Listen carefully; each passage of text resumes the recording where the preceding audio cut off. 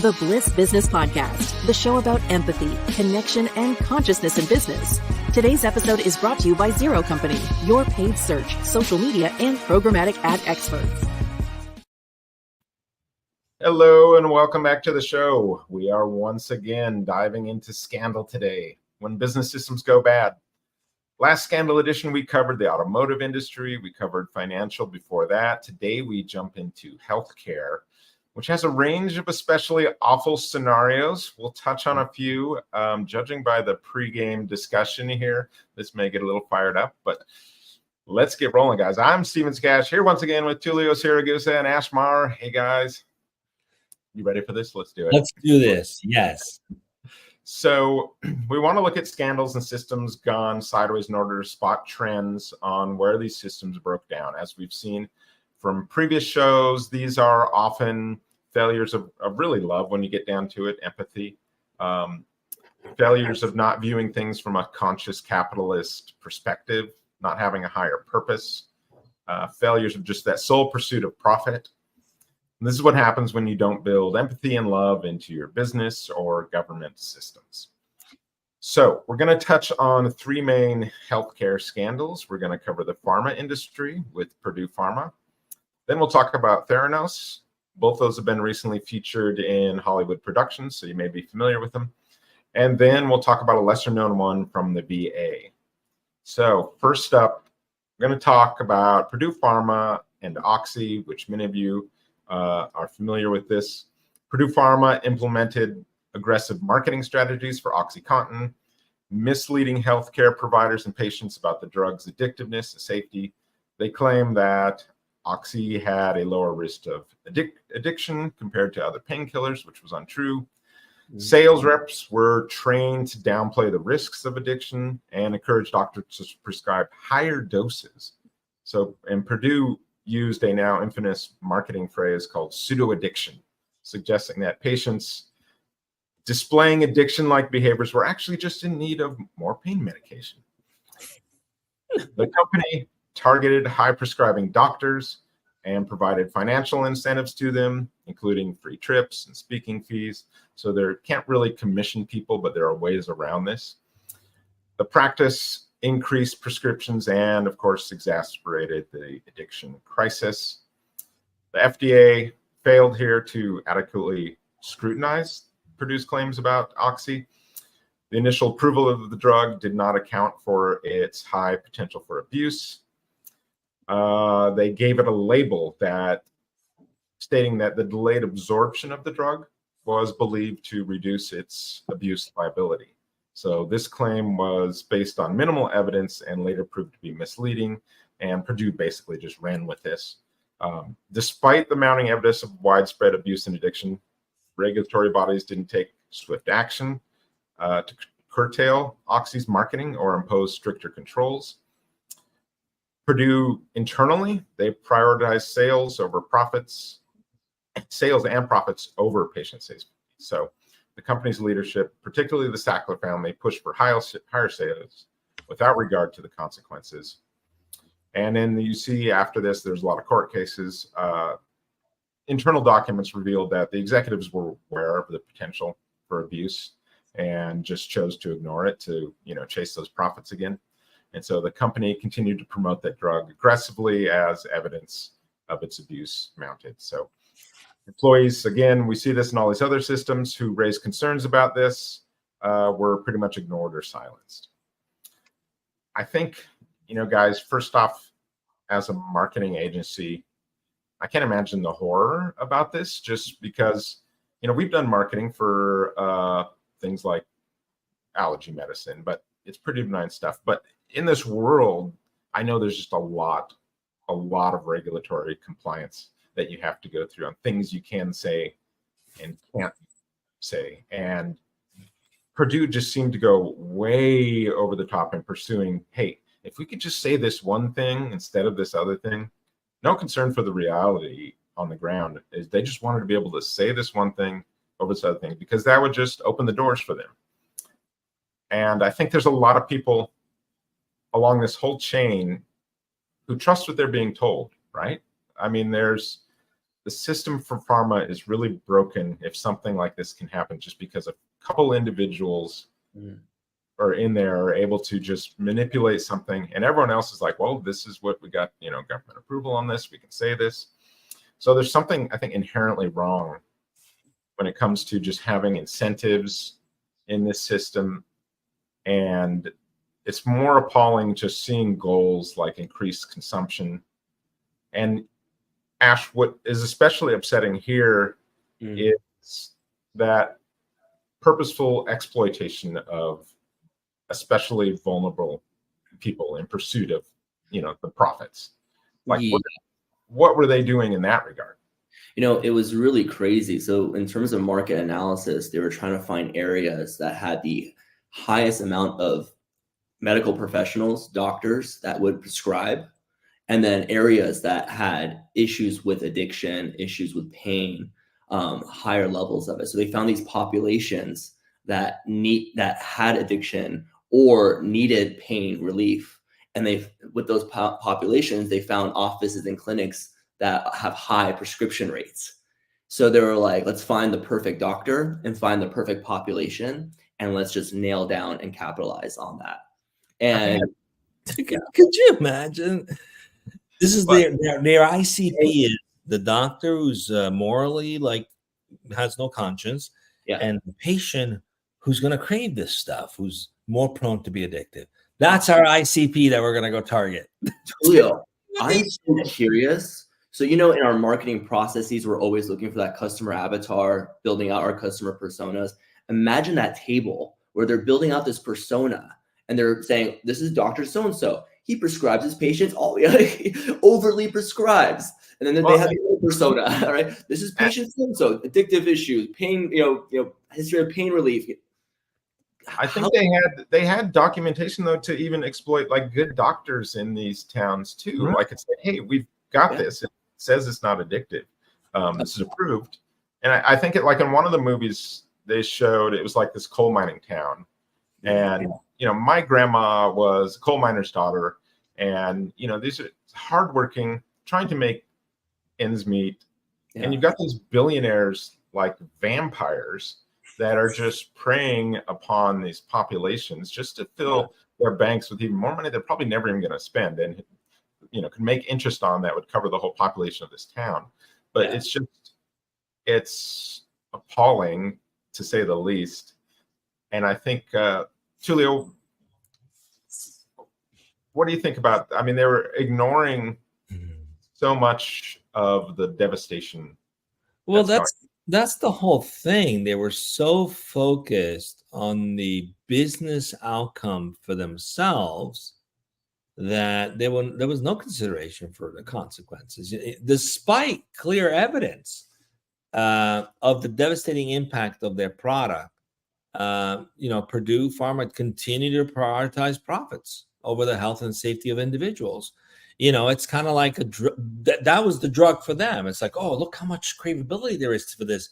This got stickiness. Now, all the things you want as a brand, you want to have great stickiness. You want people to come back and repeat, but not for stuff that's going to kill you or make you an addict, right? So they just got completely sucked into the business impact benefit, right? I mean, even the executives were aware of the increasing rates of addiction to this medication, the overdosing going on, and even deaths related to OxyContin. But they chose to downplay it with the public. And they continue to push for even higher sales and expand their market aggressively, even as the opioid epidemic worsened. So, and worse, it was almost like you as the consumer were made to feel bad because you were the addict. You know what I mean? It's like, we're talking about gaslighting. It's like, no, you're the problem. I mean, I can't control if the person's has an addictive personality. The drug works, It's like they just... they absolutely did that. They pushed that on there. It's unconscionable what they did, right? That's the whole thing is, and by the way, please don't cancel us. This is all public domain information. It's not opinion we're sharing that's out of our own. Now it's absolutely public domain information. So the point is that, when you look at this, you're like, it's like you forgot that these are human beings. It's someone's dad, mom, brother, sister, son, daughter.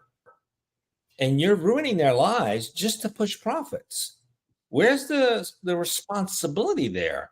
It went out the window. It was all about we can cash in on this. We can cash in on this. Yeah. These people are hurting anyway. They get a break. Who cares if they're addicted? It was unconscionable what they did. Yeah. All in the name of profits. To piggyback on that, I mean, the implications Tullio was talking about is insane, because there was a direct correlation between the number of spikes in addiction that were happening at the time. So they essentially were increasing addiction, is percentage increases, right? While they were also cashing out all the profits. But there wasn't a moment where they were like, hey, there's a correlation here. The more money we're making, these communities are being destroyed in the process. It wasn't until it came to light. But that implication was insanity. You can only imagine how many people got hurt, sick, and so on. And then to your point, they were blaming them until they realized, no, I think we were a part of this problem. But in the beginning, it wasn't, it's not our fault that this person suffers from a disease of addiction. That's their problem. Well, why are you targeting that demographic or population as hard as you guys were at the time? Because they're going to buy more. I mean, and what's even worse is they did studies, and instead of learning from those studies and adopting change, they found ways to manipulate the people participating that would give the right level of input so they could put out results from these studies that would refute that this was a problem. I mean, talk about manipulation and coercion, all to drive profits with no regard of how it was destroying people's lives. We talk about like the sole pursuit of the almighty dollar, and the word soul there is SOLE. This is the soulless pursuit of the almighty dollar, which, I mean, it can be its own sickness because it's just so focused on that apparently you don't give a damn about people. And in healthcare, that's especially awful because you're wrecking lives and families. So, sometimes when I step back and I see these systems at play, there's these dark systems at play here, and they kind of snake their way through trying to find weaknesses in people and weaknesses in the system so that it can overcome it and overwhelm it, like kind of like an infection or a parasite, like we talked about, where you get some bad actors in various areas of the healthcare system with that sole pursuit of profit, and it becomes a cancer on the healthcare system. It's not healthy. And it's not just this case. You have like people buying patents up on medicines, much needed medicines, then jacking up the prices. You've got people running for political office who basically have come very close to what we're going to talk about with Theranos.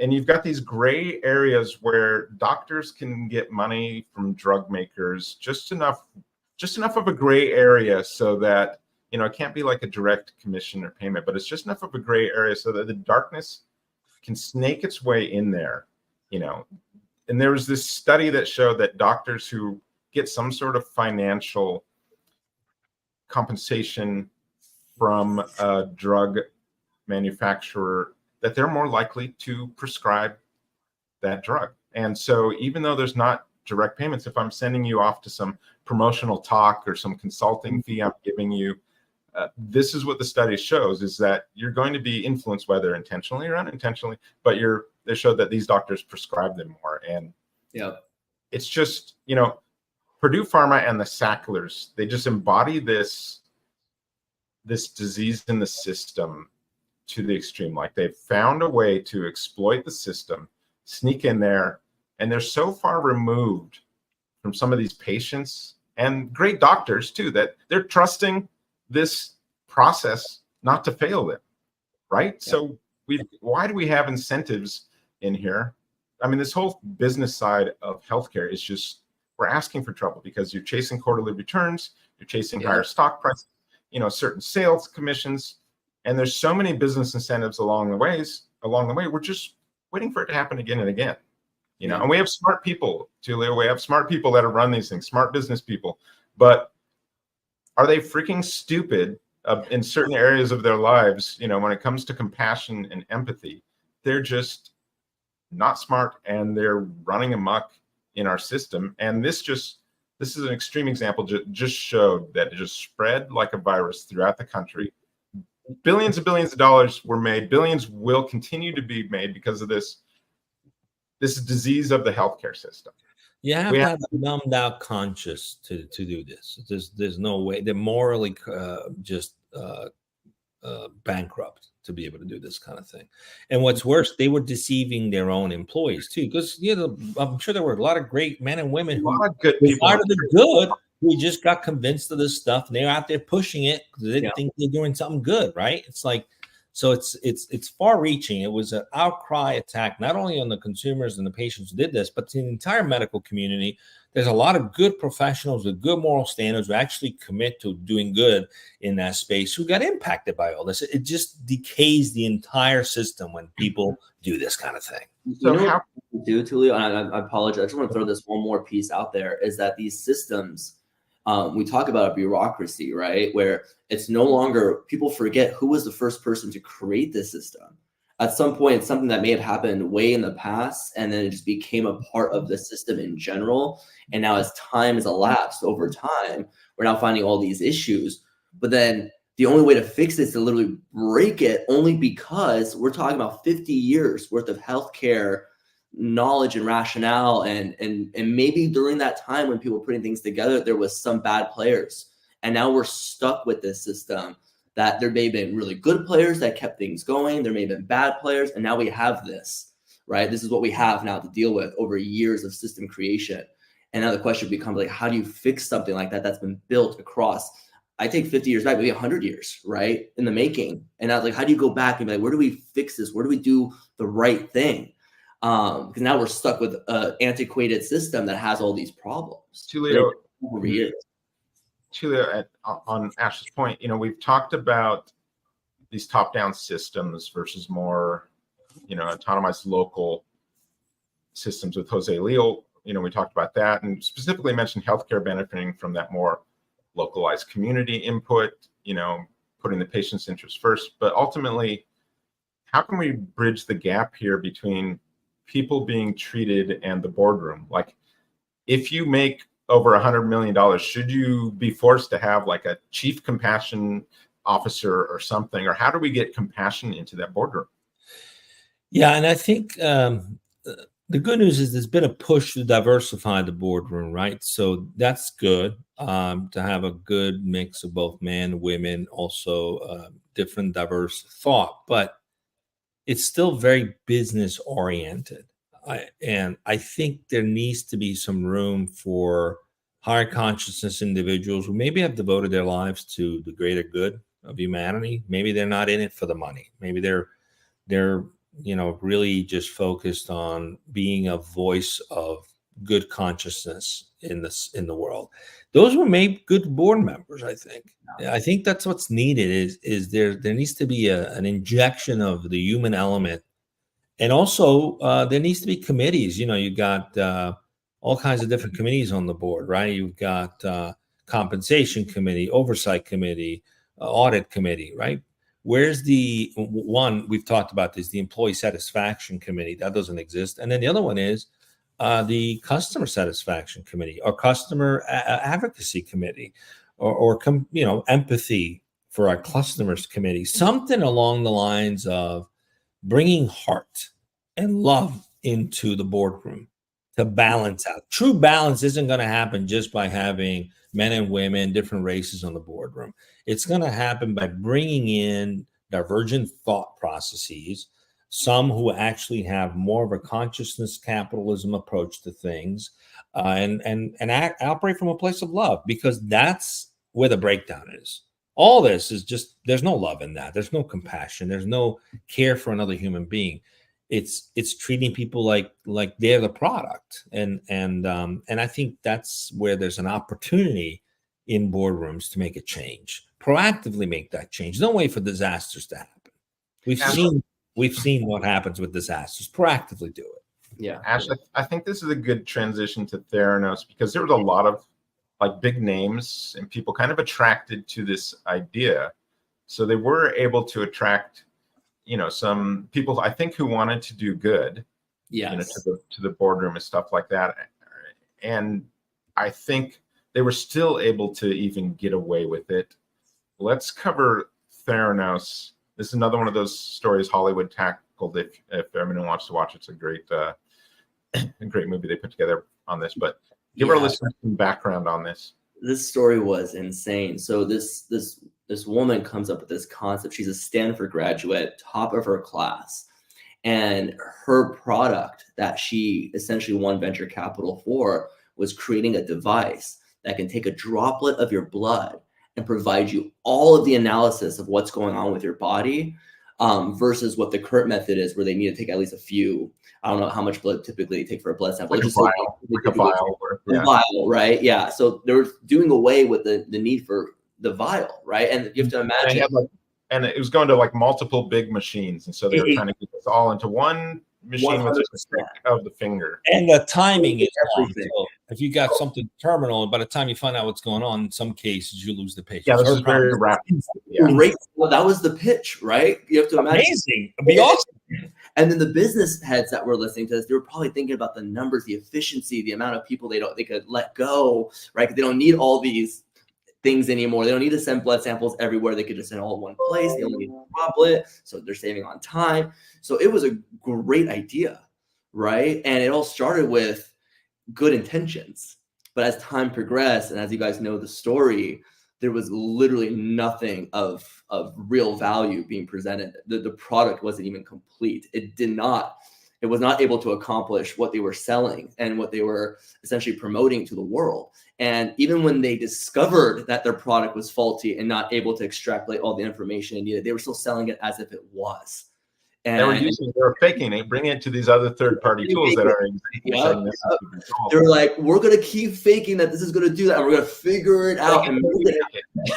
I bet today that probably would have worked with AI. So, so they kind of ruined it for everybody else. But it was definitely aspirational. They sold an aspirational truth, and a lot of people bought into it. Even investors, many of them that they targeted were people who had lost loved ones. So, of course, they're interested.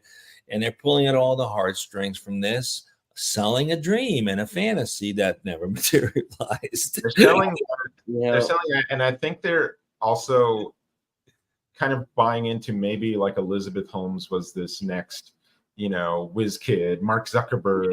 I want to get on that train. We saw that with like the FTX scandal and Sam Bankman-Fried, right? Where it was like, he talked about all this altruism and things like that, but really just didn't back it up. We don't talk about the other players. It was Steve. And go ahead. Oh, no, go for it, Ash. Oh, no, I was going to tell you, we don't talk about the other players in this game, which were the venture capitalists looking for that unicorn. Yeah. You know how rare it is to find a unicorn. So to your point, if they thought they found the next Steve Jobs or Mark Zuckerberg, you have to imagine the person on the other side who was really dreaming or hoping this would actually work out. So it's not just Elizabeth Holmes. There's so many other players. And we go back to business and maximizing profits. That person who was really hoping this was the unicorn also pushed this initiative forward, right? Hoping that they would find that $1 billion idea. I discovered Elizabeth Holmes. Look at me, you did discover Elizabeth Holmes, the fraudster, right? There was definitely like double-edged sword. And it begs the question. I don't think the initial intent was to con everybody. I think there was a real desire to actually disrupt this space. But what happens is you make the discoveries. You can only fake it till you make it to a certain degree, but not for like things related to healthcare. I mean, you can't. You just. And I figured, well, we're not hurting anybody, but you're hurting all these investors. It's just like you rationalize as a entrepreneur, like eventually you believe in your story so much that you're gonna make it that you think you actually will have a breakthrough. And in this case, it just didn't happen. And then by the time they realized it couldn't happen, they had to keep the story going, because then what are you gonna do? I think we talked about that with like the FTX. Yeah. With Sam trying to push sort of this good idea that was revolutionary. Hey, this is going to revolutionize things, right?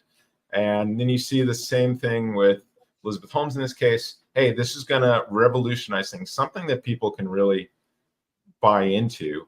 Yeah. And then they started probably, well, we know for Elizabeth Holmes did for sure. It's just reading their own press and feeding their own ego even more, to the point where it's like, okay, this is not working. How can I cheat the system so I can keep feeding that part of it? There's no way I'm going to come clean on this. We're just going to try and get, and they just get in deeper and deeper and deeper, probably just because of the ego there, I think. Well, there's also a machine in Silicon Valley, right? So if you're a superstar, it just keeps feeding your ego with that. You know, you get press coverage and you speak at conferences and everybody's propping you up as this superstar savior, you know, and you just kind of feel like, oh my goodness, I got to play this role now, you know, and you keep playing that role because it feels good to be that wanted and that validated, right? But in the process, you lose touch with reality. So, you know, and like mental illness kicks in, I think, at a certain point.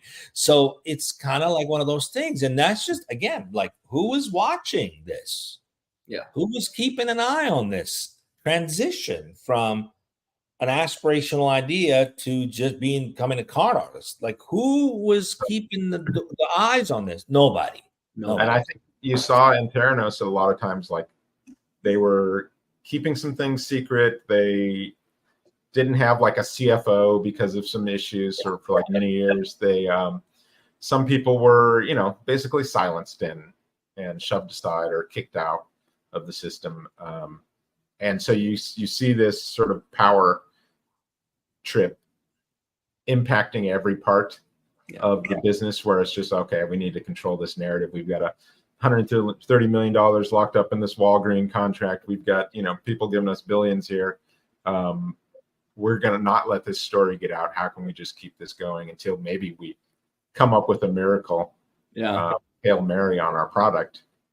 I have to give them credit for being instrumental in probably the most effective way to raise money. They really help those investors see themselves as a customer, see the impact this would have had on their loved one that they might have lost. Yeah. So as a result, the best you could do in raising money, make the investors feel like a customer, one of the customers. So kudos for that. They did a great job for that. So that's a good news. In pitching, the highest position you can take is sort of the moral imperative, sort of the pitch, the high purpose pitch. So if you're pitching to anyone, you know, in Silicon Valley, these VCs or whatever, and you come in with this high purpose pitch, this high moral pitch, it's going to trump a lot of things in that process. So it's very motivating for people to be like, you know, it feels good. Everyone wants to be part of that. And you're going to ask some questions. Okay, this sounds great. Do you have the technology? Well, yeah, we do. Here's the technology. We've got it. And I don't know anything about this technology, right? I just know how to make money, turn more money into more money. And as long as you're telling me you've got the people that are, you know, approving this technology, and then you get sold on the whole idea of it. And that comes back to bite you in the ass pretty bad. It reminds me of that movie Grifters, where she's like, oh, we got all these machines back here. You don't want to come and look at these. It's boring. Yeah. They would like make people believe they had all these supercomputers and just con these investors out of money. That's kind of like, that's what Taro's like. We got all these supercomputer machines. We're working on it. I think Sam Bankman-Fried could do the same thing when talking about crypto. It's just like he could get into the really, you know, minute details of it, and people would be like, yeah, sounds like he knows what he's talking about here on this high level. He was so good at doing that too, because he would speak in a way where it would confuse people, and then he'd play it down like he's speaking in layman terms, making the person who's listening feel like, oh, I'm not connecting it, but I'm going to fake that I understood what he was talking about, so I don't look like I'm dumb in this conversation. So he would play it down, so everyone perceived that he was just a super genius, because one, I don't understand what he's saying, and he's playing it down like this is easy stuff. You know, just take my money, Sam. Don't, you know, as long as my money is going up, you know, he had to fake documents. Oh yeah, your money is going up. There's no money there. It's just, there was this other side to it too, where he promoted this idea of effective altruism, which is this philosophy in Silicon Valley. I mean, not in Silicon Valley, but embraced by Silicon Valley. That was basically using evidence and reason to determine the most effective ways to benefit others. And so he saying, basically, I want to donate all my wealth to, that's what my goal is out of this. And so there was this part of you were thinking that, oh, he's got a really good character too, because he's at least talking the talk here. When I have the money, this is what I'm going to be doing, blah, blah, blah. And so it was just all a big house of cards and a show, So let's, any last comments on that? I just thought about a movie that I'm recommending to you both as well as the audience. This came out like 3 or 4 years ago, but it was about, and I think it was a foreign movie. It was an Indian movie, right? But everyone speaks English. But the movie was about a genius kid who has a math brain of a super genius, and they would ask him questions and he'd be able to answer it. And people were just astonished by this kid. Like, oh my goodness. And then every time they would ask him a question he wasn't too sure, he was trained to make the person on the other end asking the question sound inferior. So he would just get angry and upset with them. Like, oh, this is too silly for me. This is beneath me, something along those lines. And they'd be, oh, sorry. They believed he was a genius. The plot twist was that he had a little thing in his ear and his dad had a calculator and would read off the answers. His dad had to keep this persona going for this poor kid. And the poor kid was a victim at that point because he didn't know better. He just had this audience of people who loved him and he became his character. But his response to uncomfortable questions was to make the user asking the question feel dumb by either getting aggressive, yelling at them, or say, this is not worth my time. And they would believe it. So I would highly recommend, this is an example probably used in negotiation today, that if you're not aware of, you could just totally fall victim to. Oh, I'm just not smart enough. I don't understand. Therefore, I'm wrong. Right? You're right. I guess you have sold me on a brain implant of ChatGPT. Right? Yes.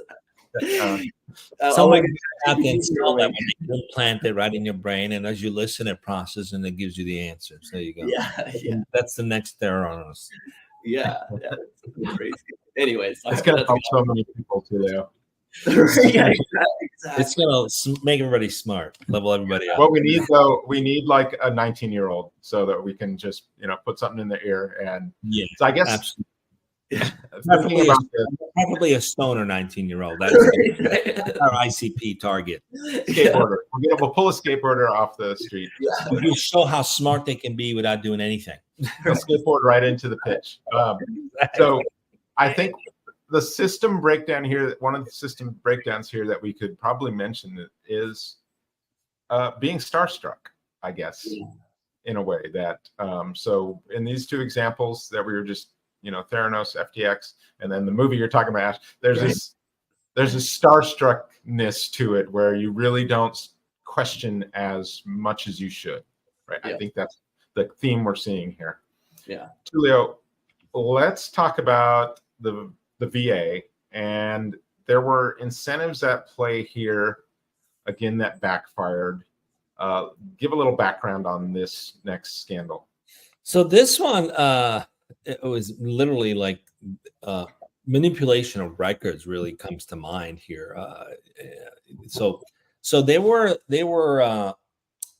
given not an incentive, a directive to improve the speed and the consistency of the service they're providing to their customers, right? So what do they do? Instead of working on how to make that possible, they found a way to manipulate the record so it looked as though they were compliant with this directive. So employees at multiple Veterans Health Administration facilities, they manipulated appointment scheduling records to hide the actual wait time veterans had to go through at these medical appointments.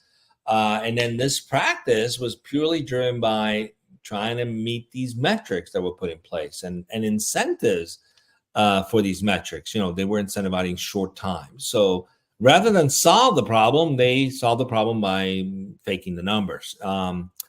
And in fact, a lot of VA hospitals created secret waiting lists to make it appear that they were meeting the requirements of these performance standards. In fact, in Phoenix, the Phoenix VA healthcare system, it was reported that as many as 1,700 veterans were kept on an unofficial list, resulting in significant delays in receiving care. So this manipulation was systemic and widespread, and evidence emerged from numerous VA facilities across the country. And really, this deception was driven by the pressure to meet performance targets tied to employee bonuses. Surprise, surprise. There's always some compensation tied to these and evaluation. So instead of actually stepping up and providing better care, better service to meet those bonus objectives, there was just a plan to just, manipulate and fake the data, which is, dishonesty, straight up dishonesty. That's kind of what happened. And there was no accountability, lack of oversight. The whole system suffered from lack of accountability on multiple levels. Even despite numerous internal and external reports highlighting the problem, senior officials failed to take effective action, right? Probably because their compensation was tied to it as well. You just kind of turn a blind eye because as long as the money goes in your pocket, right? So internal whistleblowers were ignored. They faced retaliation. So God forbid you brought this to light. And a lot of unethical practices were reported frequently, and those people who did were marginalized and sometimes dismissed. So eventually, the VA Office of the Inspector General found that senior VA officials were aware of the problem of the manipulation of the wait times, but did not implement any adequate measures to prevent it. And so the lack of oversight of allowed the problem to persist unchecked for years. So, and then there's the blame of insufficient resources and staffing. And probably it was true, but instead of pushing to adjust that, it's like, let's just fake the numbers, make it look like we're doing our job. And there were issues with significant shortage of staffing and so on. So it was just a systemic problem of just kind of burying your head in the sand and then, aspiration to make it look like you're meeting those metrics instead of pushing back. Now, the question is, who was wrong here? The people who put the metrics in place or the people who try to meet the metrics with the limited resources they had, right? It's like, let's let you going up the creek with only one paddle. So maybe the metrics were given, but they weren't given any resources, i.e. additional budget to go hire more people to make this effective. So in the end, when you have just a misalignment on reality, it causes this widespread problem that becomes, and the people who pay for it are the poor veterans who serve their country, who now can't get service, in a proper time. And if they complain about it, the records show, that's not true. So now they're made to feel like they're the ones in the wrong. Just a horrible experience for all involved, all driven by complete lack of compassion and humanity in this process. Tullio, so crazy. Go ahead, Steve. We're saying metrics and numbers, and this is what they're focused on, are metrics and numbers. But these are people, right? These metrics and numbers. You have family that is, you don't want them treated as one of these numbers or metrics. This is a person with a name who has a need, who served their country. And you're treating them as a metric. I have family that still go through this today. They have to go back and forth multiple times. It's like, it's not right. These people sacrifice so much. Take care of them. Do what's right by them. Don't play games like this. These are not incentives designed to help serve those who have served others. They're designed to just be bureaucratic nonsense. I think it's incentivizing dishonesty. That's what they're doing. Veterans need to take over the VA. True. Top to bottom, probably. True. Right. I don't know. I mean, it just seems like we have so many problems with it. And it's not working the way it should be intended to. I suppose it's getting better. But there's just this disconnect between the people being served there and just, hey, how can we serve them faster? Yeah, this is a good goal. But it's family members and things like that aren't being treated, and people are dying from these kind of mistakes. A lot of us in our work, we aren't doing brain surgery or things like that where a mistake happens, and our bad days are not as bad as people on the front lines in healthcare. So they have a lot of responsibility, and they're always there for us in so many ways. But there are times when the whole system just fails because of these weird, little incentives or the dollar sneaking in there in some way or another that ends up causing just massive failure. And I don't even know, it's hard to know what to do about that sometimes, because it's just, we're seeing it like in the pharma industry, you're seeing with this, it just goes over and over again. It does feel like you just need some radical kind of changes and ideas to shake things up. What the challenge is too, is that, with any antiquated systems, we talk about the bureaucracy, there's always that 50-50. There's those who want to see change, and there's those who want to keep the status quo. What I found, and just from my limited experience, let's just take back to my fraternity days, is that I saw this in a test environment, which was being a part of a fraternity, where there are individuals who, no matter how bad things were, their response to anything that would come up was, oh, this is how it's always been done. And it almost like they wanted to guard how it was always been done to their last breath, despite any rationale. And then there was the demographic of individuals who wanted to shake things up, to try to change things, to solve problems. And it's always this back and forth. And at one point I stood back and I'm like, wow, I am witnessing a sample of what happens in the United States or in corporate environments, all in this test environment of a fraternity. And what I'm finding is that I think when we talk about bureaucracies and systems, some of these systems have been running for the last 100 years. And I can only imagine that I don't think there's typically inherently bad people. I'm sure there are, but there's a lot of people and they're just maintaining the status quo, and they're showing up to work because they just want to do their jobs and they want to go home. Leave me alone, Sandy, about this issue you brought up that involves the only way to fix it is for us to systematically change. I don't want to hear that right now, because I'm stressed out dealing with paperwork and this and that. Come 2 weeks from now and tell me about that problem. I don't want to come around. I don't want to hear it. I'm so busy doing this. This has happened. That happened. But it all goes back to a single cause, and it's lack of empathy. Because if I was looking at this problem from a design thinking perspective, trying to solve the problem, part of the empathetic approach would be to understand the problem, right? So maybe they looked at it and says, oh, well, maybe they just assume, well, maybe they're not working as hard. Let's incentivize them to work harder so that they can do these appointments faster, right? But that lacked empathy and understanding that perhaps they were just they didn't have enough staff. The reality is they didn't have enough staff. They were understaffed. So you can incentivize all you want. It's not going to solve the problem. It's just going to put more pressure on people. And they'll be like, hey, yeah, I'd like to make more money. Let's figure out how to use this system to our advantage. But if there was some empathy in the beginning to understand what's causing these delays, well, and you have to listen as part of the process, right? You ask questions and you listen and might have learned, looks like we need to increase our staff by 20% in order for us to get an improvement on the time of how we serve these patients.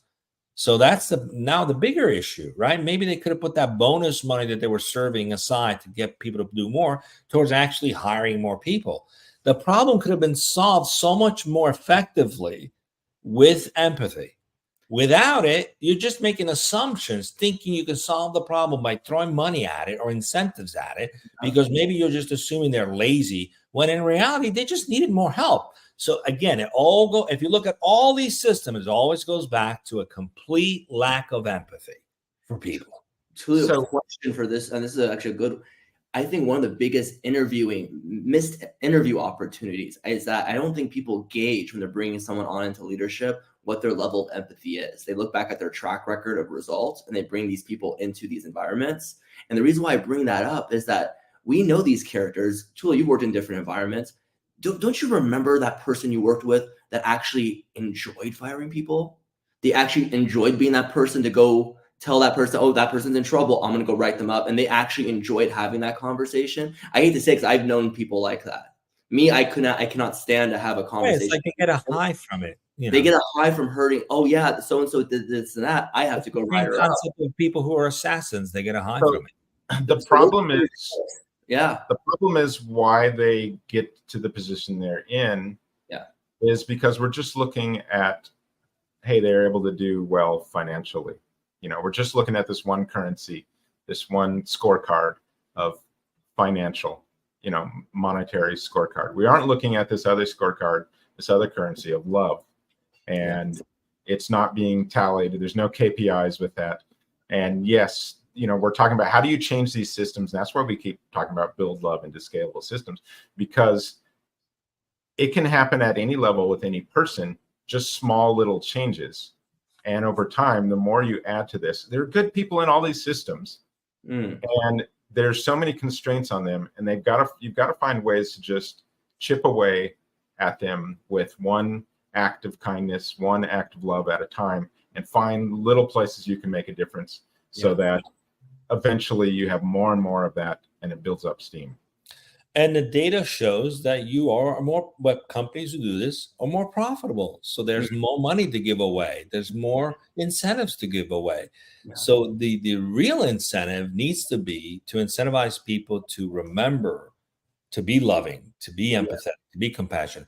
And there's no programs in place to train people on that, right? That's where emotional intelligence comes into play. Most companies spend a lot of time on skills and technical skills and block and tackle and just getting the job done. Teach people how to be better human beings, and then see how that impacts the business in a very positive way. There's not enough investment in that process, and it's a shame. And these are examples of what happens systemically when there's no investment in helping people live better lives, step into better human mindset that benefits the entire business. That's what it comes down to. It's a lack of just human dignity, really. That's what it is. Yeah, I think we've said this a lot. It's that sole pursuit of profit. Let's just add to that phrase, pursuit of profit with love. That's not that hard. That's not that hard. And just adding that, just making it known, I think sets a little different expectation for us all. And everyone from, the mailroom to the boardroom, if we've all got that with love part of our work, that's kind of how we can really disrupt these systems little by little. So let's recap here a little bit on what we've covered here as far as scandals in this episode and the trends that we can pull from them. So we've seen lack of oversight and accountability. This seems to be happening a lot in our things. So the VA officials failed to act on the whistleblower complaints. Theranos, the board lacked expertise, right? Leadership silenced the whistleblowers again. Purdue Pharma, regulatory bodies were slow to act, and internal warnings ignored. Same thing. Very common in these scandals is this culture of fear, retaliation, and silence for people who have a conscience and are trying to do the right thing. I think that's a theme that we're seeing, is just shows that doing right by the customer is not the highest priority. So a huge amount of this in a lot of these scandals we're covering. Deceptive practices. So we've seen that in this one. So Theranos, misled the stakeholders about the capabilities of the technology. Purdue misled about the addictiveness of Oxy. The VA manipulated scheduling records to hold wait times. So deceptive practices, we're seeing that. Profit over ethics. So this is what we're talking about here. All three of these cases, it's like financial gains over ethical considerations. So the VA, performance metrics tied to bonuses, incentivize the manipulation here. Theranos, focus on attracting investors, overshadowed the ethical practices. Purdue, aggressive marketing, prioritize sales over patient safety. Lastly, I think we're seeing this in the healthcare industry systems that we talked about particularly. And this is why, maybe we're a little more vocal about this, is the impact on the vulnerable populations. So each scandal kind of severely affected a vulnerable population. Veterans, they're faced with delayed care and worsened health outcomes. Theranos, patients received inaccurate test results, and this led to misdiagnosis. Purdue Pharma, widespread opioid addictions and deaths, and we know about this. So healthcare in particular, we're coming off pretty strong here because we're holding you to a higher standard. We know there's so many good people in that industry, good, loving, amazing people, and we just don't want those one or two people that can manipulate that system to wreck it for everyone. That's it for the show today, guys. Thank you again.